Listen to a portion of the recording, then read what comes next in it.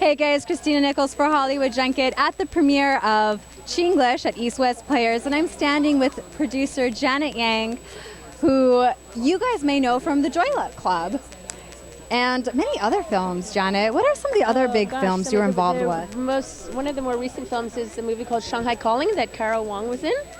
And everything from, I was Oliver Stone's partner for many years, and then so we produced a movie called People versus Larry Flint, and so many others. A movie called High Crimes, and so, but close to 20 films. I don't know if I can reel them off right now. Now, in you experience, because we just watched Chinglish, and it's all about American and Chinese business relations. What's your experience been like? I mean, you've been in the film industry for so many years, dealing both with American films and Chinese films. So tell us a little bit about that. I've been in situations just like that. It really resonated with me. I saw the play several years ago in New York when it first opened. And in many ways, this performance felt even more accessible and the characters felt more nuanced. And definitely there's a lot of humor and a lot of authenticity in the play. And in terms of your own personal experience, how did it resonate for you? Well, again, you can relate in some situations. I haven't been exactly in that situation or whatever, and obviously David's a very, very clever writer, so he sort of concocted a story where all these characters got to come together, but there are elements, I mean, little things like the guy picking up the phone in the middle of me and going, way really loudly, and just so many things, and so many word jokes. The bad translations, so many things, really hit home. And have you come to East West Players to watch shows here before? I have been here before, but you're not going to, I'm trying to remember what I saw here, so you're challenging me to jog my memory, but I was trying to think about it. I was like, what did I see here recently? I think I can't remember, but I have been here, yes. And, you were like thinking, and then I like lost my train of thought too. I have that way of, it's contagious. Yeah. It's contagious. So what do you have next going on? I'm working on a number of projects that I would do with China. So they're co-productions with China. And it's so much fun. I know Kara and Jeff, and I came here tonight primarily to support them, but I'm so glad I did. And to see people leaving China and more Americans going over to China, and it's now possible to really imagine a movie made up of Westerners speaking Chinese, or Asians speaking English, or many people speaking both languages. So I just love this mix of the internationalism. Do you have a favorite moment in the show? There's I think some of the funniest moments were with Kara and her lover, and he says something like, so you mean, I'm supposed to lie to my wife while I respect her? And she goes, yeah.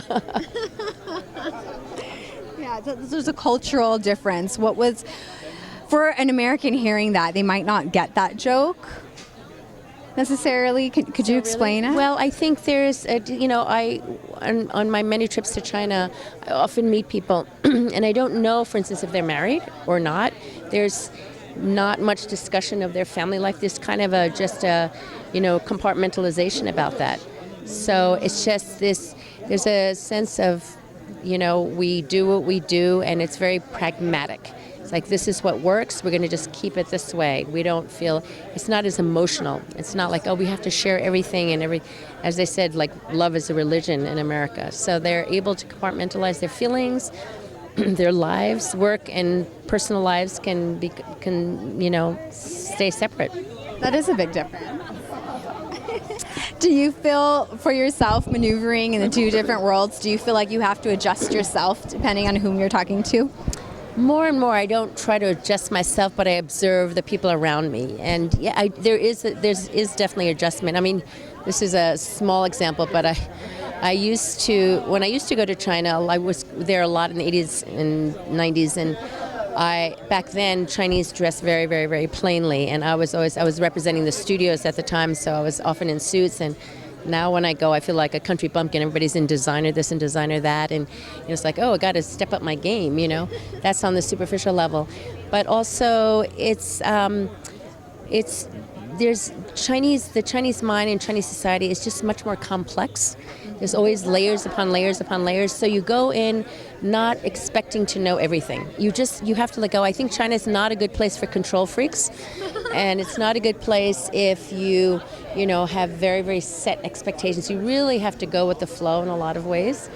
So that's one of the things I pick up. It's like it's a little bit the image that people have of China in the West, I think, is completely is off. And I've taken a lot of people over to China for the first time, and they're shocked when they get there because it's so much more lively and colorful, and people do speak their minds. But there's this image of China somehow being very controlled and under a lot of authority, and it's actually quite chaotic. And I think they try to maintain control, but it's 1.3 plus billion people, so it's very hard to maintain control.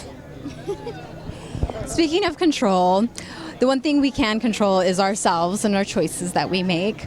As a woman who was named one of the 50 most powerful women in Hollywood, what advice do you have for female entrepreneurs? Wow, that's a biggie. People ask me, what's it like being a woman? What's it like being an Asian American woman? I was like, in this life, I've only been an Asian American woman. I can't really say what it'd be like if I was a white guy, But I think women really, I think everyone should feel empowered and feel confident and feel that they can dream, that they don't have to. I was just giving advice to a young actor, the guy, Alex Hwang, who was just on So You Can Dance, right? I keep getting mixed up with the other one. So I said, and he's like, well, I'm thinking of acting. I said, but then you would suppress that incredible passion and talent you have for dance. And I just think that the goal is to be as fully realized as possible. And I gave Jeff the same advice when he first came over. He felt like he shouldn't talk about his China background, the fact that he was fluent in Chinese.